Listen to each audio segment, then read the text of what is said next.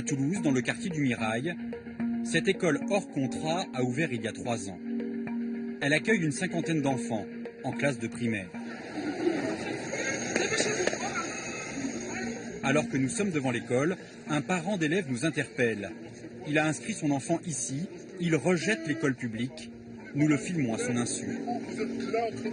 Dans les écoles publiques, le niveau il est désastreux. Il y a des professeurs qui ne sont pas compétents. C'est la jungle. On laisse les élèves parler mal devant les professeurs sans qu'aucun professeur ne réagisse. C'est désastreux.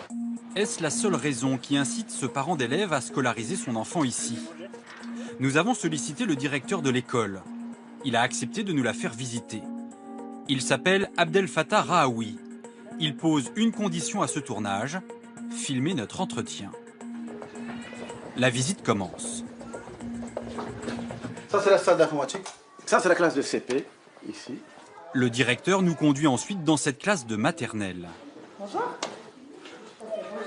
Ils sont en train de faire des dessins, comme vous pouvez le voir, avec un enseignement qui est tout à fait classique, comme vous pouvez le voir. Nous, ce qu'on recherche, c'est que ces musulmans qui ont été stigmatisés et mis sur la marge, qu'ils puissent être des meilleurs et de très bons intellectuels.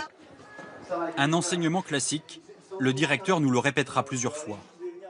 Au détour d'un couloir, nous découvrons un autre aspect de cette école, une assistante entièrement voilée. Dans cette classe de CM1, à 9 ans, les fillettes elles aussi sont voilées. La religion prend beaucoup de place et les réponses semblent apprises par cœur. Alors pourquoi vous êtes dans cette école? Parce que c'est une école musulmane et nous on est des musulmans, voilà, pour apprendre le Coran, le français, le maths et l'arabe aussi. Sur l'emploi du temps affiché en classe, 8h30 d'arabe, de Coran et d'éducation islamique par semaine, le matin et l'après-midi. Pour l'inspection académique de Toulouse qui a contrôlé l'école en avril dernier, cette répartition pose problème. Dans son rapport, elle écrit: pas d'enseignement des sciences, de l'histoire et de la géographie. Enseignement moral et civique réduit à l'éducation islamique. L'étude quotidienne du Coran oblitère le temps de façon importante et réduit les séances consacrées aux connaissances et compétences minimales à faire acquérir. Abdel Fattah Rahaoui conteste ces conclusions. Dans cette pièce, il nous montre des cahiers qu'il dit appartenir aux élèves de l'année dernière. La science, on l'étudie, tout est là, les enfants le font. Ça, c'est des dictées avec, bien sûr, une façon de faire extrêmement élaborée. Et on nous dit, vous ne faites que l'islam, c'est un tissu de mensonges. Un autre point aurait attiré l'attention de l'administration, la mixité. Pendant notre visite, nous avons vu des garçons et des filles jouer ensemble. Pourtant, nous avons recueilli le témoignage d'une ancienne enseignante. Pour la protéger, nous avons reconstitué cet entretien.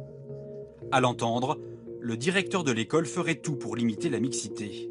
La récréation, tout le monde sort, mais toujours un coin pour les filles, un coin pour les garçons.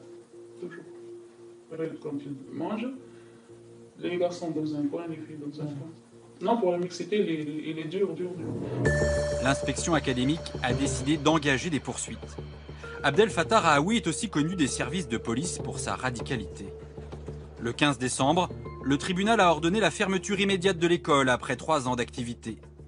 Abdel Fattah Rahaoui a été condamné à de la prison avec sursis pour enseignement non conforme, ouverture illégale d'un établissement scolaire et violence sur mineurs. Il a décidé de faire appel. La semaine dernière, l'école accueillait toujours des enfants. À Toulouse, l'éducation nationale connaissait l'existence de l'établissement, mais d'autres écoles se rendent indétectables. Elles sont clandestines. À Saint-Denis, au nord de Paris, au pied de cet immeuble, rien n'indique la présence d'une école. Et pourtant, chaque matin, des parents y déposent leurs enfants. Une trentaine de garçons et de filles de 2 à 10 ans.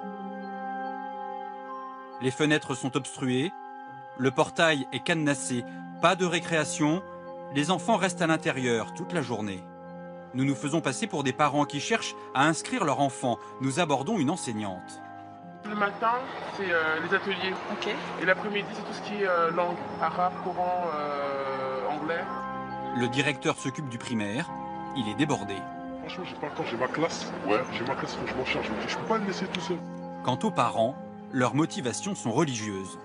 Et après, quand tu vois ta fille, elle rentre et récite une petite sourate ou dit des doigts, ou tu sais, parle un peu arabe, des trucs comme ça, c'est de la merde. C'est mieux que le Père Noël. Voilà, c'est mieux que le Père Noël. C'est bien le Père Noël. Cette école n'est déclarée auprès d'aucune administration. Elle est clandestine.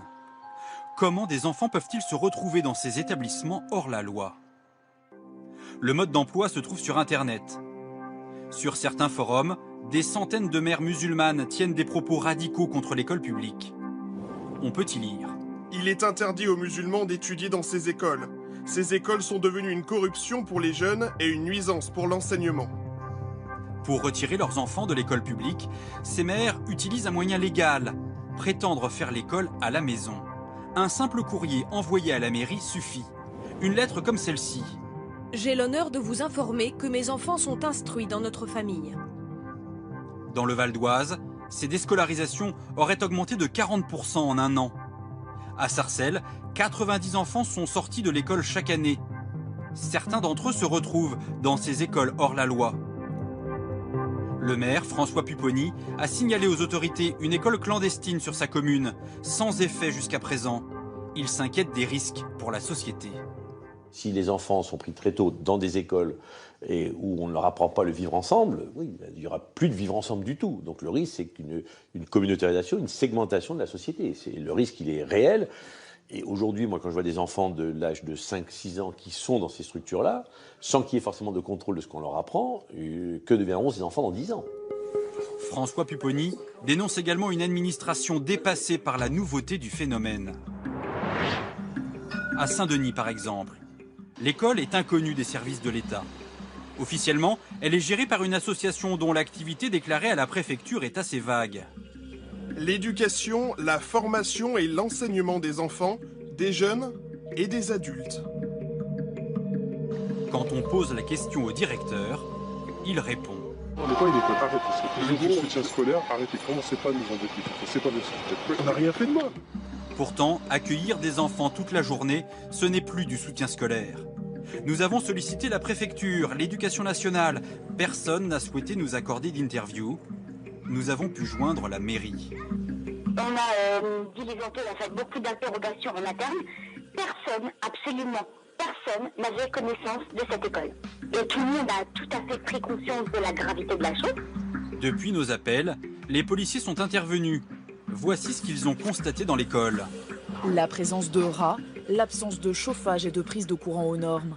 La dispense d'un enseignement manifestement religieux. Fin décembre, les policiers ont fait évacuer les lieux.